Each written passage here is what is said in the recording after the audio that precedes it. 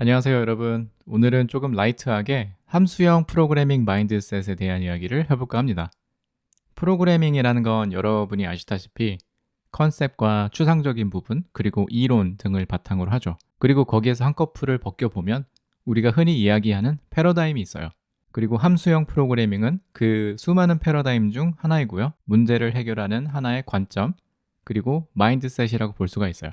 보통 함수형 프로그래밍이라고 하면 여러 가지 용어들, 이론, 그리고 수학적인 접근 방법, 표기법 등을 생각을 할 수도 있어요. 물론 이렇게 이론부터 깊숙이 파고들고 수학적으로 접근하고 각 포뮬라에 대입시키면서 공부하는 방법도 있겠지만 이렇게 하면 진입장벽에 부딪힐 수도 있을 것 같아요. 그래서 프로그래밍을 배운다 아니면 컨셉 또는 패러다임 같은 거를 배운다고 했을 때는 작고 쉬운 것부터 배우는 게 좋습니다. 그래서 이번 영상에서는 함수형 마인드셋, 즉 함수형으로 문제를 해결하는 방식, 다르게 접근하는 생각 방법, 이런 부분을 배울 수 있는 데 도움이 되는 가장 중요한 핵심 컨셉을 이야기를 해볼 거예요.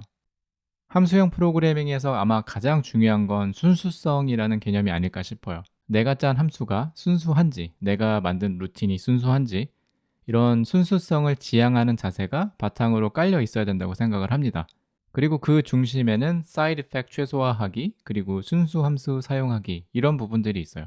함수형 프로그래밍의 수많은 컨셉과 패턴들의 원칙, 이런 거를 거슬러 올라가면 그 끝에는 이 두 가지 원칙이 자리 잡고 있습니다. 한마디로 순수 함수를 사용하고 사이드 이펙트를 피하는 게 함수형 프로그래밍의 핵심 개념이다, 이런 의미이죠. 사이드 이펙트가 무엇일까요? 사이드 이펙트는 함수 외부의 상태를 변경하거나 다른 함수에 영향을 주는 걸 의미합니다. 예를 들어서 글로벌 변수 또는 상태를 수정하거나 외부 서비스와 연결하거나 아니면 파일 시스템에 쓰기 연산 작업을 하거나 이런 부분을 의미하죠. 순수 함수 같은 경우는 하나의 함수가 동일한 입력값을 전달받았을 때 항상 같은 결과를 반환하는 걸 뜻합니다. 그리고 함수 외부의 어떤 상태에도 영향을 미치지 않아야 되죠.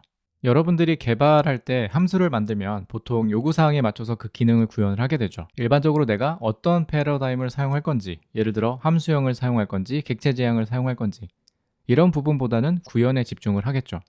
그리고 구현을 하다 보면 그 함수는 함수 밖에 있는 다른 세계와 소통을 할 때도 있어요. 예를 들어서 외부 데이터를 읽어온다든지, 아니면 시스템의 시간을 기록한다든지, 아니면 이 기능에서 필요한 부분을 다른 곳에서 연산 작업을 해서 불러온다든지, 이런 커뮤니케이션들이 바로 사이드 이펙트가 되는 겁니다.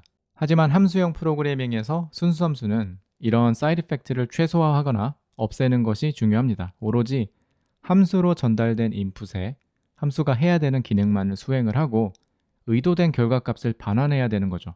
외부의 상태를 변경하는 대신에 새로운 값을 반환하는 방식으로 프로그래밍을 한다, 이런 개념입니다. 그리고 이에 따라서 우리가 순수함수를 사용하면 어떤 결과가 오는지 예측이 항상 가능할 수 있게 만들어주는 셈이죠. 여기 예제 코드를 잠깐 볼게요. 왼쪽에 있는 게 순수함수, 그리고 오른쪽이 순수함수가 아닌 코드입니다. 순수함수 같은 경우엔 일정한 인풋이 주어졌을 때 항상 일정한 결과값을 반환하죠. 반면에 오른쪽에 있는 코드를 보면 함수의 외부 상태에서 값을 읽어오고 또 변화를 주기 때문에 사이드 이펙트가 발생합니다. 그리고 인풋과 아웃풋의 형태가 일정하지가 않죠. 방금 이렇게 사이드 이펙트와 순수 함수의 개념들을 설명을 했는데요. 이 둘의 관계를 정리를 하자면 순수 함수는 한마디로 사이드 이펙트가 없는 함수이다, 이렇게 이해하면 됩니다. 그렇다면 순수 함수를 사용하는 이유가 무엇이 있을까요? 어떤 장점이 있는지 한번 생각을 해보면 일단 코드가 예측이 가능하다는 점이 있죠. 굉장히 중요한 부분입니다. 입력값에 따라서 항상 일정한 결과를 반환하잖아요. 그렇기 때문에 예측이 쉽고 테스트나 디버깅 같은 작업들이 훨씬 간단해져요. 그리고 코드가 상대적으로 짧아요. 그래서 가독성도 좋아지고 함수에서 발생할 수 있는 버그 확률이 그만큼 낮아진다는 말이죠. 함수형 프로그래밍을 말할 때 빠지지 않는 부분이죠. 패러다임, 즉 프로그래밍의 접근 방법입니다.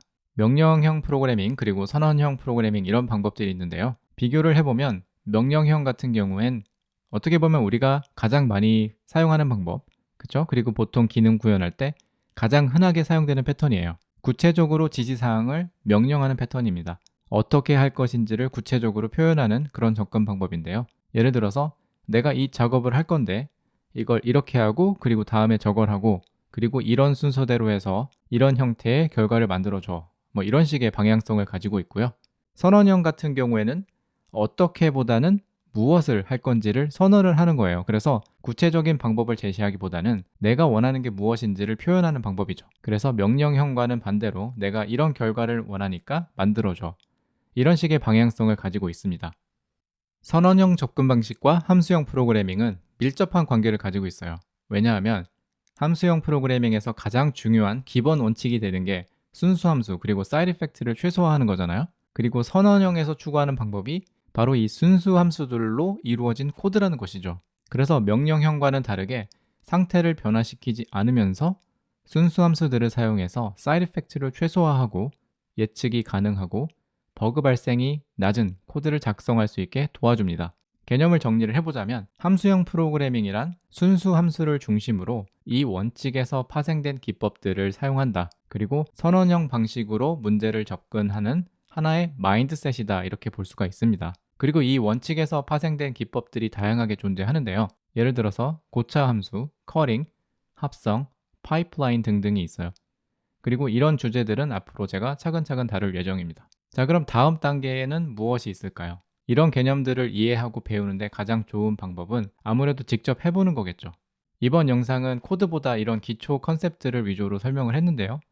만약에 관심과 흥미가 생긴다면 다음과 같은 부분들을 직접 하나씩 만들어 보고 연습을 해보는 것도 추천합니다. 첫 번째로는 순수함수 만들기. 가장 기초적인 순수함수를 만들어 보고 그리고 하나의 함수를 다수의 순수함수들로 쪼개서 각자의 기능들을 분할해주는 작업이 있겠죠. 그리고 두 번째 같은 경우는 반복문 대신에 map reduce 같은 패턴 사용해보기. for loop이나 while loop을 사용하는 코드가 있다면 아마도 외부 상태를 읽어오거나 아니면 외부 상태를 변경하는 경우가 있을 수도 있습니다. 그래서 이런 반복문들을 map이나 reduce 같은 패턴으로 바꿔주는 작업을 해줄 수가 있어요. 세 번째는 선언형으로 기능 구현하기입니다. 모든 코드를 100% 선언형으로 바꾸기는 사실 어렵습니다. 하지만 최대한 선언형으로 바꿔보는 작업을 해보는 것도 함수형 프로그래밍을 연습하는 데 있어 도움이 됩니다. 마지막으로 상태 제거하기 그리고 불변성 유지하기인데요. 이것 또한 함수형 프로그래밍의 핵심 개념 중에 하나이고 객체 또는 변수의 내부 상태가 변경되지 않는 걸 뜻하죠. 그래서 변수의 값을 직접 변경하는 대신에 새로운 값을 생성해서 사용하거나 반환하게 되면 데이터의 불변성을 유지할 수 있게 도와주게 됩니다. 네, 오늘은 이렇게 함수형 프로그래밍을 시작하는 데 있어서 가장 중요한 개념들에 대해서 알아보았고요. 이 패러다임을 공부할 때 처음 생길 수도 있는 학습 곡선을 최대한 낮춰보려고 쉽게 설명을 해봤습니다.